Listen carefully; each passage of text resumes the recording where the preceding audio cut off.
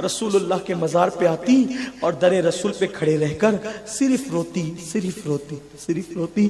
لوگ اس سے پوچھتے بی بی تم کون ہو, تمہارا کام کیا ہے, تم کیوں روتی ہو؟ تو وہ پوچھتی تھی تم کہاں کے ہو؟ تو لوگ اپنے علاقے کا نام بتاتے تو وہ کہتی تم سے مجھے کوئی کام نہیں.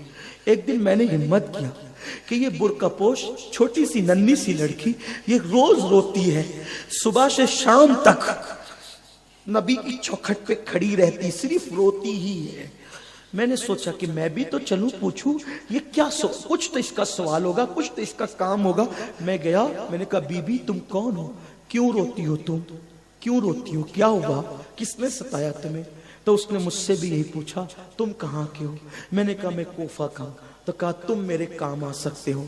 کہا کہ میں حسین ابن علی کی بیٹی سغرا فاطمہ ہوں, میرا نام سغرا ہے. میرے بابا جب مکہ گئے تو میں بہت بیمار تھی, بخار میں تھی. میری ضد کے بعد بھی مجھے کسی نے ساتھ نہیں لے گئے. مجھے کہا تھا تم اچھی ہو نا, خط لکھنا, علی اکبر آ کر تمہیں لے جائیں گے. میں نے بہت خط لکھے لیکن میرے خط کا کوئی جواب نہیں آیا. میں نے بہت خط لکھے, میرے خط کا کوئی جواب نہیں آیا.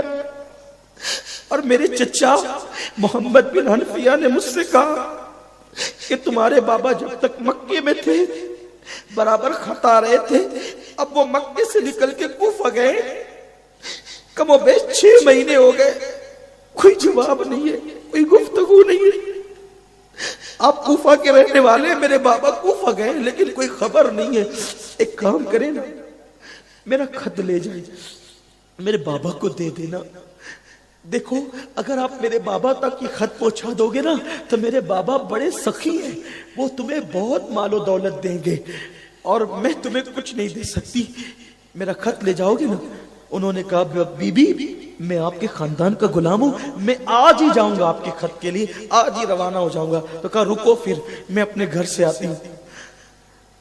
کچھ بالٹیاں, گلاس, چکی لائی اور کہا دیکھو میرا خط لے جاؤ, میں انعام کے طور پہ دے رہی ہوں. میں نے کہا بی بی مجھے اس کی ضرورت نہیں, اللہ نے مجھے بہت نوازا ہے.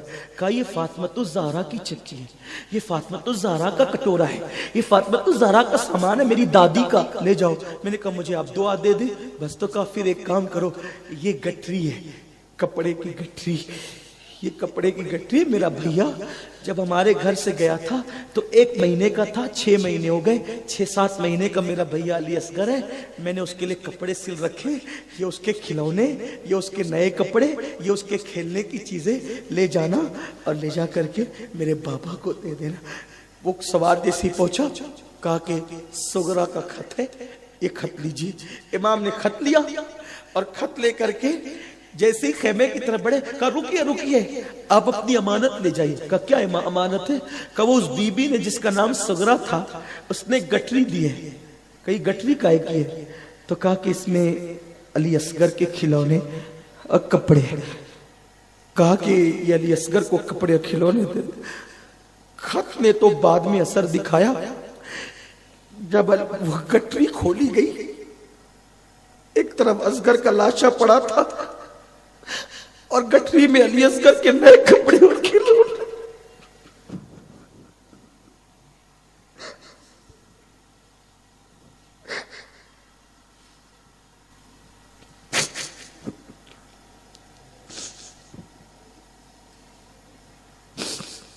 دین کی حفاظت کرنے والوں کا امتحان.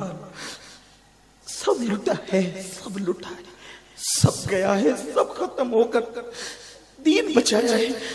دنے سے بچے کے کپڑے دیکھے, کوہرام مچ گیا. خط کھولا, کیا تھا؟ شکایتیں.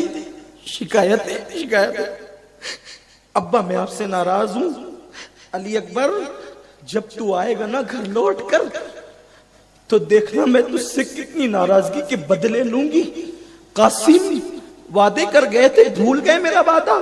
سب سے شکایت, خط پڑھتے جاتے تھے, روتے جاتے تھے, شکوے اور شکایتیں تھی. وہ خط انشاءاللہ اللہ توفیق دے گا تو میں کبھی آپ کو پڑھ کر کے پورا خط انشاءاللہ سناؤں گا۔ امام پاک نے قرآن مچا ہوا ہے، امام زین العابدین بستر پہ لیٹے لیٹے رو رہے ہیں، کہتے بابا سب جا چکے، اب میں بھی جانا چاہتا ہوں، سب جا چکے اب میں بھی جانا چاہتا ہوں۔ مولا حسین نے کہا بیٹے نہیں، تم نے نہیں جانا۔ علی حضرت امام زین العابدین نے کہا بابا آپ مجھے بیمار سمجھ کے روکتے ہیں، یہ دیکھیے میں چلنے کے قابل ہو گیا ہوں۔ حضرت امام زین العابدین نے اپنی پوری طاقت کو اکٹھا کیا اور جیسے ہی کھڑے ہونے لگے جھٹ سے زمین پہ گر گئے۔ امام حسین نے کہا بیٹے تم نے نہیں جانا، حسینی سیدوں کا سلسلہ تم سے جاری رہے گا۔ سینے سے لگایا، سینے کی امانت سینے میں منتقل کی، اور اس کے بعد اب میرے امام کی باری تھی۔ پورا خیمہ خالی ہو گیا تھا، پورا خیمہ لٹ چکا تھا۔ امام پاک نے گھر والوں کو صبر کی نصیحت کی، زینب، شہر بانو، ام رباب، لیلا، سکینہ، سب کو مخاطب کر کے کہا میرے بعد ماتم نہیں کرنا، سروں کو نہیں نوچنا، کپڑے نہیں پھاڑنا۔ اور امام زین العابدین سے کہا زین العباد تم میرے بعد اس قافلے کے سردار رہو گے، تم ہی اس قافلے کی قیادت کرو گے۔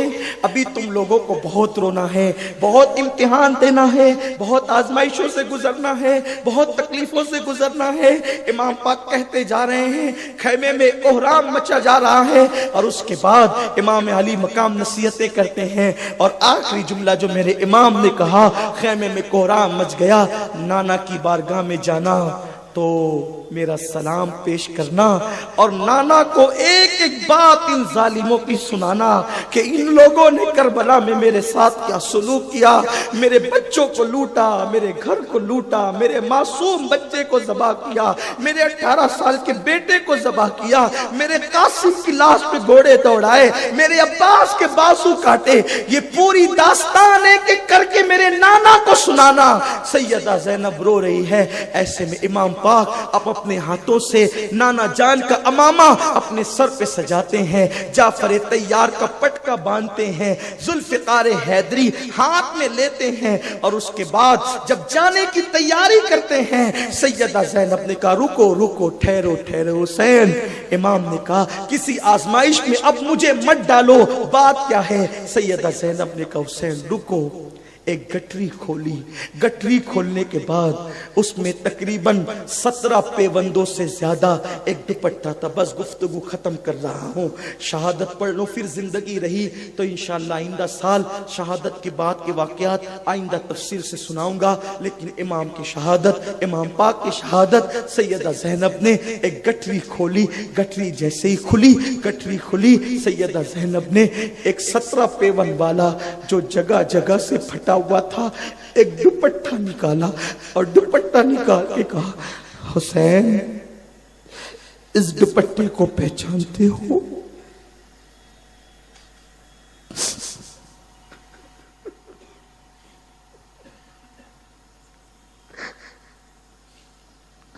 حسین اس دوپٹے کو پہچانتے تھے۔ مولا حسین نے کہا ہاں بہن۔ حسین تیسری رمضان تھی، تیسری رمضان تھی، 11 ہجری تھی، جب بی بی زہرا آخری سجدے کے لیے مصلی پہ جانے لگی۔ میں بہت چھوٹی تھی حسین، لیکن امی نے مجھ سے کہا تھا زینب جب کربلا میں جانا تو میرا یہ دوپٹہ ساتھ لے جانا، اور میرا بیٹا جب شہادت کے لیے آگے بڑھے تو اس کی کمر سے میرا دوپٹہ باندھ دینا، اس لیے کہ جو بیٹا ماں کے آنچل کے سائے میں مہم پہ جاتا ہے وہ کبھی ناکام نہیں ہوتا بلکہ کامیاب ہوتا ہے۔ حسین ماں کا دوپٹہ اپنی کمر سے باندھ لو، شہادت کا دولہا بن کر میرا امام